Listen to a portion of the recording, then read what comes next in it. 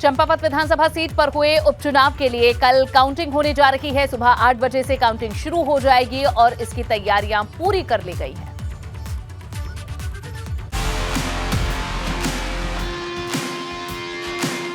चंपावत की जनता का चहेता नेता कौन है? जनता ने अपना जनप्रतिनिधि किसे चुना है? इस पर कल तस्वीर पूरी तरह से साफ हो जाएगी। कल सुबह 8 बजे से चंपावत सीट पर हुए उपचुनाव की काउंटिंग शुरू हो जाएगी। मतगणना के लिए 12 टेबल लगाई गई है, जबकि काउंटिंग की प्रक्रिया 13 चरण में पूरी होगी। मतगणना के लिए सभी तैयारियां कर ली गई हैं और मेरे पीछे का जो ये रूम है आप यहाँ देखेंगे तो ये सारी व्यवस्थाएं यहाँ पर निर्वाचन आयोग द्वारा तैयार पूरी कर दी गई हैं। पूरी तरह से सीसीटीवी कैमरे यहाँ लगाए गए हैं और मतगणना के लिए यहाँ 13 टेबल लगाई गई हैं और 13 ही चरणों में ये मतगणना की जाएगी। तो ये देख रहे हैं आप पूरी तरह से व्यवस्थित यहाँ तैयारियाँ कर दी गई हैं ताकि कल सुबह 8 बजे से जो मतगणना की जाएगी उसमें किसी भी तरह की चूक ना हो। चंपावत सीट पर भाजपा और कांग्रेस के बीच ये है मुकाबला। मुख्यमंत्री पुष्कर सिंह धामी के सामने कांग्रेस की निर्मला गहतोड़ी मैदान में, मगर भाजपा का कहना है कि मुख्यमंत्री बहुत बड़े अंतर से जीत दर्ज करेंगे।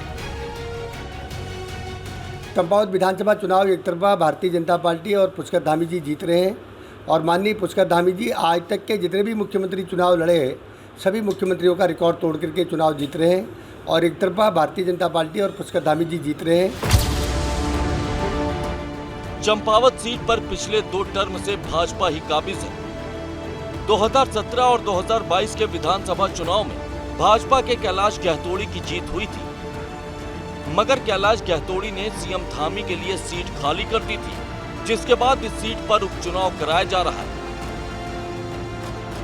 मगर इस बार चंपावत में क्या फिर से कमल खिल पाएगा?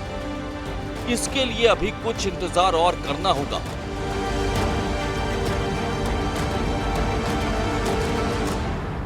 तकरीबन 12 बजे तक स्थिति क्लियर हो जाएगी यहाँ पर काउंटिंग को लेकर। तो ये आप तैयारी देख रहे हैं किस तरह से पूरी पुख्ता इंतजाम यहाँ कर दिए गए हैं। निर्वाचन आयोग की टीम लगातार यहाँ पर मॉनिटरिंग कर रही है, सीसीटीवी कैमरे लगाए गए हैं, पूरी व्यवस्था चाक चौबंद कर दी गई है। स्ट्रॉन्ग रूम जो बनाया गया है वहाँ पर सुरक्षा जवानों को तैनात किया गया है, उन्हीं की निगरानी में स्ट्रॉन्ग रूम पर मशीनें रखी गई हैं। यहाँ से मुश्किल से 100 मीटर की दूरी पर स्ट्रॉन्ग रूम बनाया गया है, वहाँ पर तमाम पुलिस फोर्स के जवान तैनात हैं और इसी रास्ते से स्ट्रॉन्ग रूम में से मशीनें लाई जाएंगी और फिर यहाँ पर उनकी काउंटिंग की जाएगी। चंपावत विधानसभा सीट से अपने सहयोगी कस्टोफर लॉरेंस के साथ पंकज राणा, एबीपी गंगा।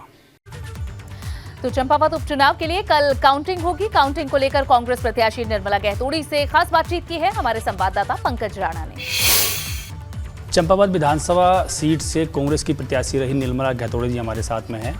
चुनाव खत्म हो गए हैं, कल मतगणना होगी। किस तरह से चुनाव उन्होंने लड़ा है और क्या वो आगे अपने चुनावों को लेकर देखती हैं, किस तरह की आगे की रणनीति रहने वाली है, उस बातचीत के लिए उनसे बात करते हैं। मैम, कई दिन मेहनत की है, तो चुनाव किस कंडीशन में आते हैं? चुनाव तो अच्छा था, जनमत है, जनपद का सबने स्वीकार करना चाहिए। लेकिन जैसा चुनाव इस बार हुआ वैसा मैंने अपनी ज़िंदगी में कभी नहीं देखा।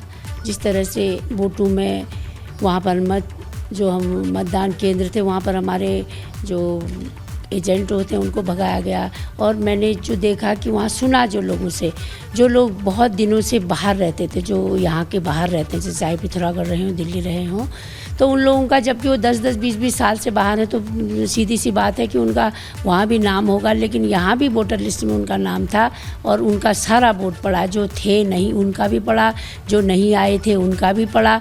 कई लोगों ने बताया कि कई लोगों ने कई क्योंकि हमारा एजेंट तो था नहीं। अब मैं ये नहीं सोच सक रही हूँ कि वहाँ पर जो प्रिजाइडिंग ऑफिसर थे वो क्या कर रहे थे, क्या वो भी इसी तरह का मतदान चाहते थे या प्रशासन भी।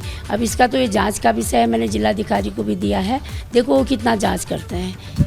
एक ये भी है कि भाजपा के लोग खुद मुख्यमंत्री कह रहे हैं 50,000 वोटों से ज़्यादा जीत रहे हैं, तो फिर आपको कितना वोट पड़ा होगा? अब इस हालत में जैसे जैसे वो कह रहे हैं वो सच भी कह रहे हैं। क्यों सच कह रहे हैं? क्योंकि उन्होंने सारे वोट कैप्चर, मैं जैसे कह रही हूँ ना, बाहर से लोगों को लाके ऐसा इलेक्शन कभी नहीं देखा और वो स्वयं मुख्यमंत्री इलेक्शन लड़ रहे हैं। तो इस तरह से उन्होंने जो आज वोटों का किया यहाँ पर, जो आम जनता भी आप किसी से बात करेंगे यही कहेंगे कि बाहर से लाके वो जो बाहर थे वो लोग वोटर जो बाहर थे उनका नाम लिस्ट में था, उनका भी वोट पड़ा है। अगर वो जीते भी हैं इस तरह से तो उनकी जीत नहीं है, ये लूट है, इसको लूट कहेंगे। जो जनता ने जनमत दिया है वो उनके पक्ष में नहीं दिया, क्योंकि वो इस तरह से क्यों घबराए हैं।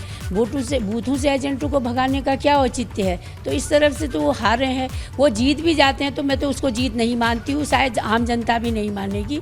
उन्होंने लूट की है और इस तरह का जो हमारे यहाँ एक शांति प्रिय देवभूमि थी, हमारा चंपावत बहुत ही शांति प्रिय था, यहाँ पर भी ये दूषित करने का काम किया है। उनने झंडे नहीं लगने दिए। उनके जो गुंडे लोग कर रहे थे वो जब हम लगाते थे तो झंडे तुरंत हटा देते थे, कार्यालय बंद करा दिए गए, आपको सब पता है।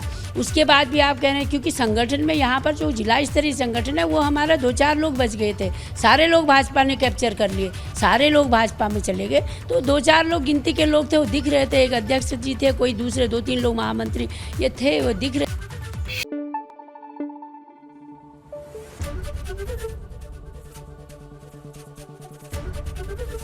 एबीपी गंगा, खबर आपकी, जुबान आपकी।